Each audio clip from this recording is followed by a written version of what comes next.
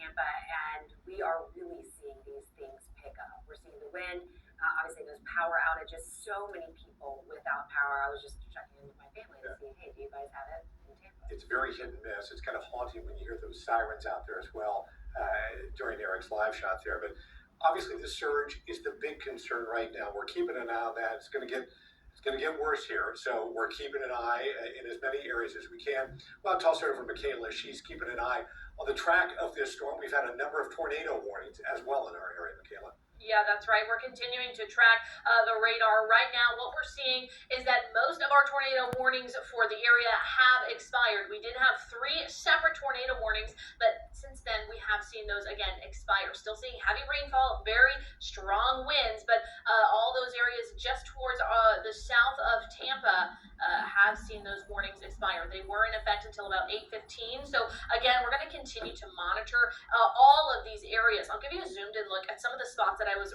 really worried about. Some of these areas like Bridges, Lily, that's where we had that tornado warning just minutes ago. Oak Grove.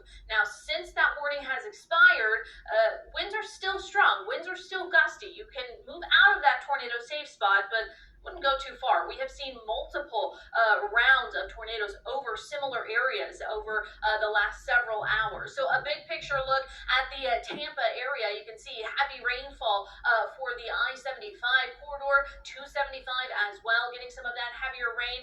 Most of us, of course, not out on the roadways, and for good reason. We're seeing that rainfall, and not only will that rain, but the wind will be causing significant issues. Now, this is a part of the bigger system, Hurricane Helene. Hurricane Helene. It is a Category 4 hurricane that we have been monitoring, and you can see it is getting closer and closer to the coast, and we are expecting it to make landfall over the next couple of hours. I do want to show you this tornado watch. This has updated in the last about 20 minutes. We have gotten an update from the National Weather Service. We do not have this tornado watch in effect until 6 a.m. Friday. It was supposed to expire tonight. However, they have extended that, which tells us that overnight tonight and into tomorrow morning, we all need to be prepared for tornadic activity. If you are anywhere in these yellow boxes, okay, you need to be prepared for some tornadic activity.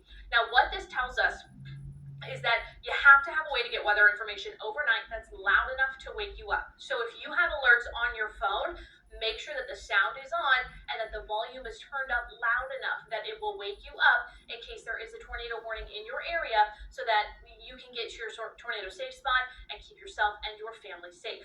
What does that tornado safe spot look like? We don't really have basements here in Florida, so what you want to do is get to the most windowless interior room on the lowest level of your home possible. The worst place to be is outside. If we get any tornado warnings overnight tonight in the dark, you will not be able to see them. When it's dark and this rainy, you can't see them. You can't get pictures or videos of them, so don't even try. Get to your tornado safe spot and stay there until we give you the all clear. Again, windowless interior room on the lowest level of your home. Now, I do want to mention this for the kiddos. If you've got kids who have been a little bit on the scared side for today, I know this has been really busy out there. So here's a couple things for the kids, and if the kids are around, this is just for you, okay? I'm Michaela, and I've got a job for you for the next couple of hours. I know it's a little scary sometimes when we hear the big old thunder and we see those flashes of lightning. So here's a few things I need from you.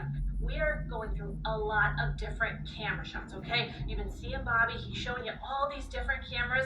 I want you to keep a count of how many different spots that we see for tonight, and then you can send an email to Bobby and tell him how many that you saw. And then I also need you to keep a count of the time between when you hear thunder and you see the lightning. So you'll see the flash of lightning, and then I want you to count how many seconds it is between the lightning flash and the sound of the thunder, okay? Keep a count and let us know how long it is. That gives us a better idea of where the lightning and the thunder is and where those storms are. So if you're at home, kiddos, I need you to join our weather team for tonight, okay?